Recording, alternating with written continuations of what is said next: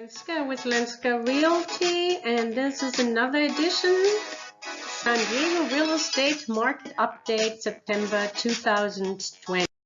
Yes, I'm a real estate investor and real estate broker representing buyers and sellers. Also serve on the board of the largest investor club in San Diego, SDCIA.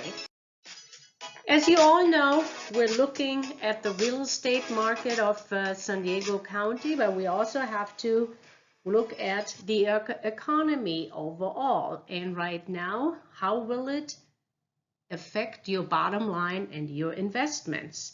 So stay tuned for later, as well as we will discover if we will see foreclosures or any discounted properties. So let's get into it. You guys know I'm not a forecaster, but what recovery do you see in your future?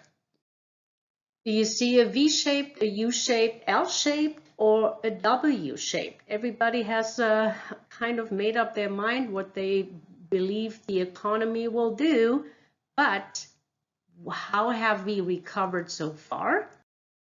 We're practically far away from a V recovery. V standing for volatility, for voting, or victory possibly. Personally, I think we're more like a K recovery, because the K as it diverges as in winners and losers. So we're talking about the haves and have-nots and the increasing inequality through this health crisis. The V recovery actually has taken place for the stock market and some asset classes in real estate. And just a note, I thought I found it interesting that the stock market topped in September 3rd, 1929. And the Dow Jones Industrial Average, the S&P and NASDAQ all peaked in October 2007, leading to the bear market of 2007 and 9, which was the housing decline. 1987, the Dow topped on August 25th. Stock market currently at new heights last week. Yes, we took a little breather, but I think we're still at very high levels, and the median home price kissed $300,000.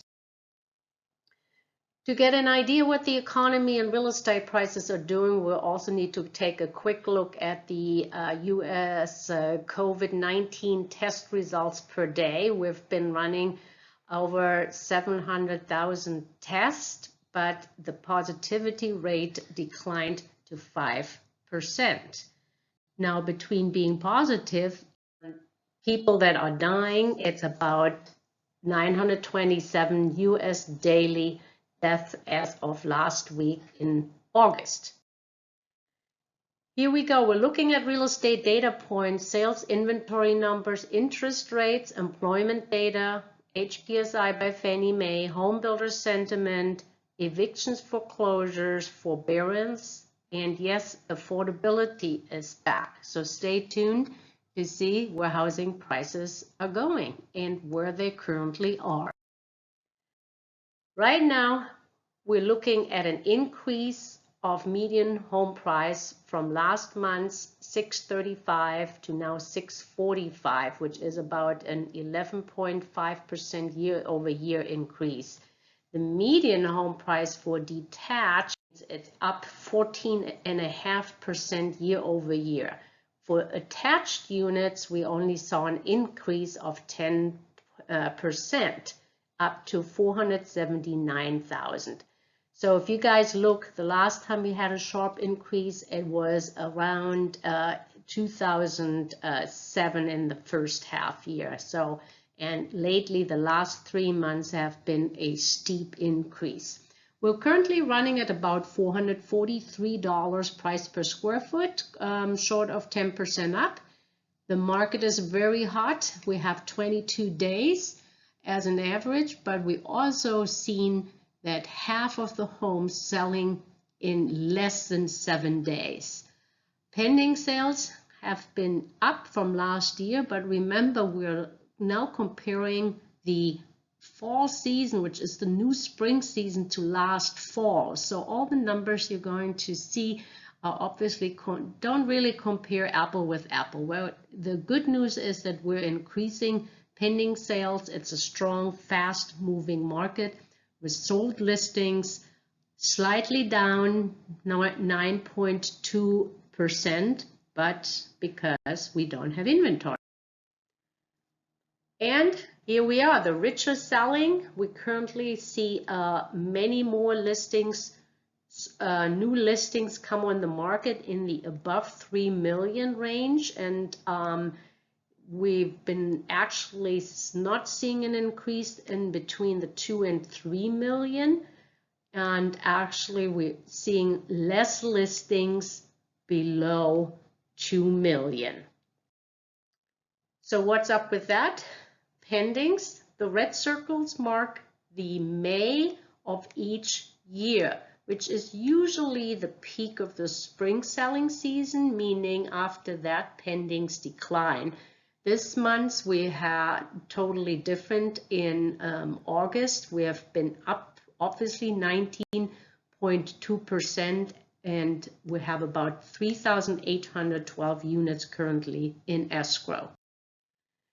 Good for them, because it's great for them to have a contract and they are in escrow, because this is the lowest ever inventory we have seen. We even are lower than we were in March 2004, where we had 3,719 units compared to currently at 2,232.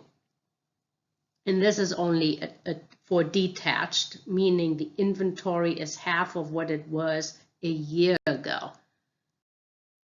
It is the worst buyer's market ever, as we only have 1.5 months supply. The market is hot. We see multiple offers and very strong contingency removals and appraisal waivers for current buyers that are getting into contract. So this is an average percent of original list price to sold price. And we have seen these high in the 90, or close to 100% in May of 2004, in June of 2013. And as we remember, 2017 and 18 were so-so years. 18, as you guys can see, that's dropped right here, 2008, because we had an interest increase. But we are currently at 99.3% in San Diego. There are parts and zip codes of San Diego County that are actually above 100%. Mortgage interest rates. We are looking really good. Remember, interest rates do vary depending on transaction type, property type, occupancy type, credit score, and down payment and equity position, and other factors also apply. But currently, a sample payment of $400,000 gets you a payment of around $1,600. And that's why everybody wants a piece of San Diego real estate. But do we have good news, and will this hot market continue? We currently went through a change in methodology in the how we determine the employment data. So you guys, this is why everything is politicized right now, from the COVID virus to employment to real estate to anything else you hear in the news.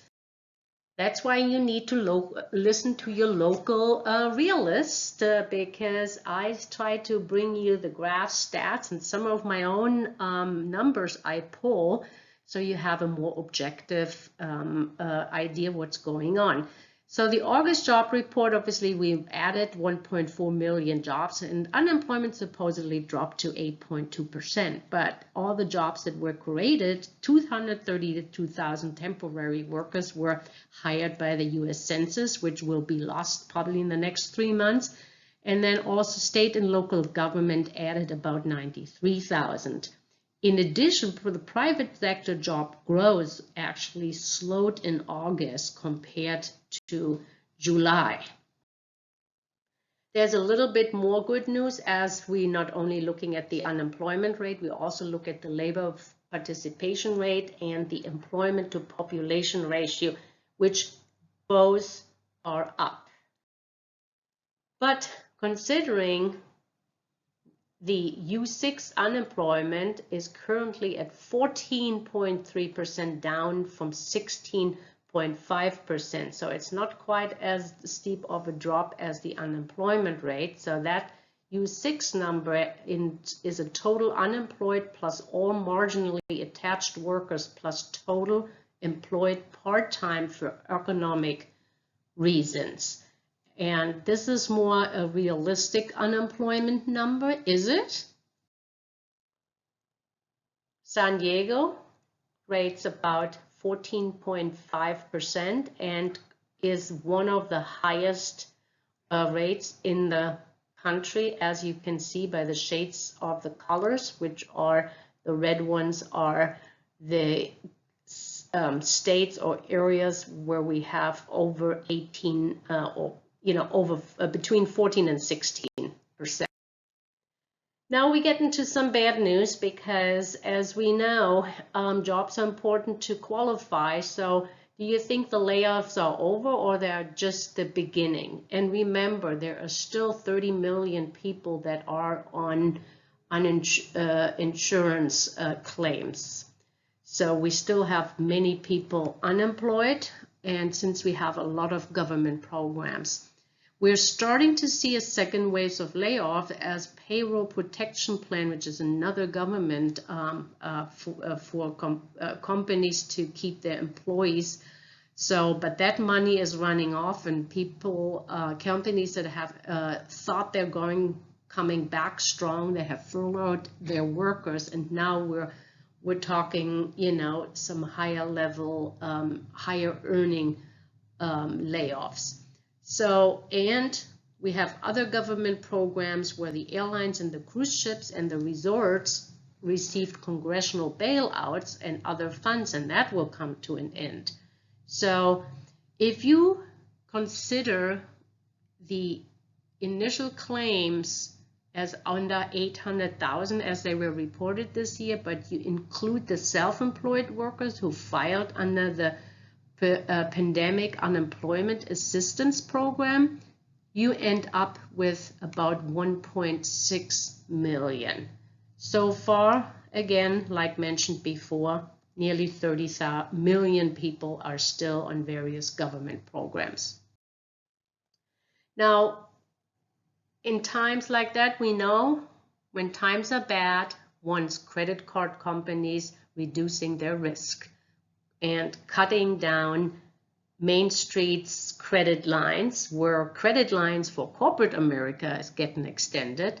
And not only extended, corporate America borrows at 0%, where Main Street America borrows at 23%. So all the major credit card companies are just reviewing the borrower's strength and risk to not paying off their unsecured debt, aka credit cards.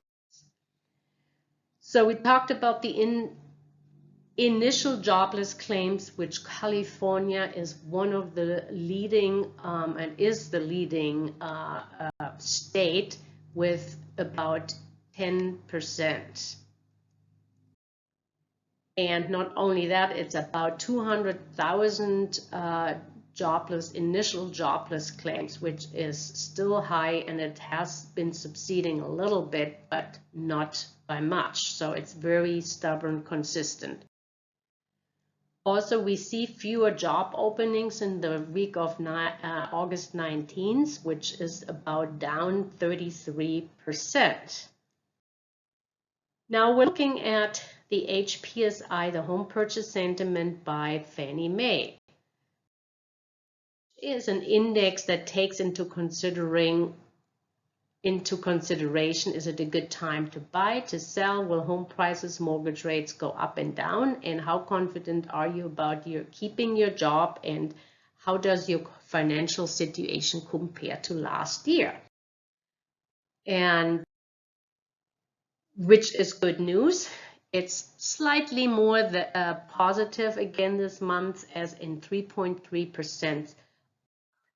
So here are the more detailed number. As you can see, we still have a major issue with sellers not coming back to the market, and also people don't think the real estate prices will go up as quickly as they have. But still, everyone else, like less than 50%, are now concerned about losing their job, and the household income, they feel it's kind of steady. So here we are with, this gives you a very good picture of why we have no inventory and why the supply and demand rule is in effect. You have 59% of buyers think it's a good time to buy, people, and you can see sellers are still on the fence of listing their homes and have people trapped through their houses. But home builders are always in a good mood, because now the share of new home sales were at a historic high, which was 12%, and especially in San Diego was the only county that actually had a slight increase from last year. And if you guys know, the old Pechanga or sports arena is going to be torn down, and it will receive 2,100 new housing units. And here we are. I know this is also evictions, foreclosures, forbearance. This is what you guys have been waiting for, to see how the numbers turned out. And we do have a slight decrease in on-time rent payments as of September. Just today, this number came out, so we see a 76.4% rent being paid on time or partial. So if you have tenants that are not paying rent, so here are what other people are doing. They negotiate a payment plan. Payment plans or other negotiations are in process, and 18% only have been denied. So renters with debts are right now increasing. So since the courts are still closed and we have moratoriums in place, I would recommend you do work it out with your tenant. So if you do have to follow the moratorium and have a tenant that claims they can't pay due to COVID, you do have the chance of filing for forbearance, and not only if your property is backed by a government sponsored entity. So we do have currently 38% are in the initial forbearance plan, and actually 61% have asked for forbearance extension. The calls are increasing again to ask for forbearance. So since we can foreclose, the national delinquency rate is alarming at 7.76% and also increasing rapidly. It's just skyrocketing right now. So which, brings us to the point about some zombie foreclosures. We have some vacant property rates in the third quarter that increased with the hotspots in New York, Florida, Illinois, Ohio, and Rhode Island. So maybe you can get a better deal on real estate there. Because California, like San Francisco, Philadelphia, Los Angeles, Charlotte, or Austin, Texas, are on the lowest of the zombie foreclosures, and they are rising, and the people are watching it. And where they are the highest are in Peoria, in Wichita, Kansas City, Omaha, and Cleveland. So we all have to follow the San Diego's moratorium expires on September 30th, but with renter allowed to make repayments until December 30th, and the national law is obviously until December of 31st. In California, Governor Newsom extended it to January 31st. So make sure you're aware of it. And I promised you the new affordability Just higher home prices and economic recession obviously dampened California's housing affordability in the second quarter. It's still in California about 33% and about 28% in San Diego. And to recap, what's the takeaway? Will we get to an economic normality? When? Sooner? Never? That's the big question. But the economy is a story of two tales, and that's why I call it the K recovery. The coronavirus crisis is improving, but we still have stubborn high unemployment with uncertainty what will happen at the New Year, I assume. And the big question is deflation or inflation, as real estate is obviously a very good hedge against inflation.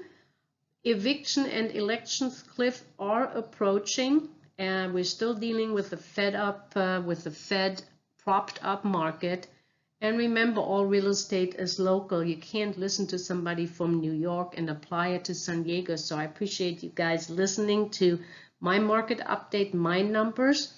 And right now, low inventory and interest rates make housing the bright spot in this crisis. And wait, there's more.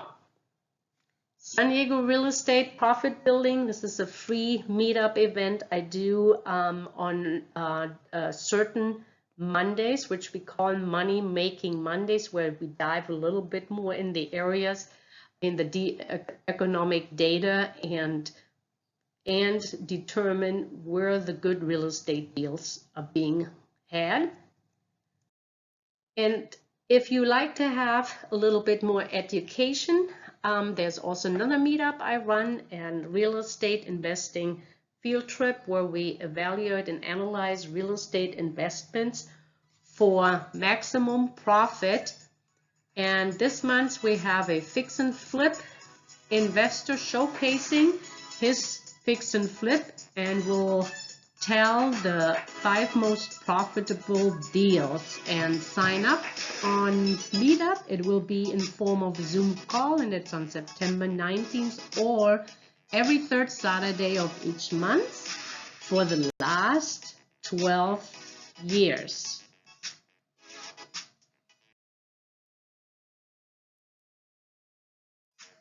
Thank you so much for listening. Don't forget to subscribe or hit the like button.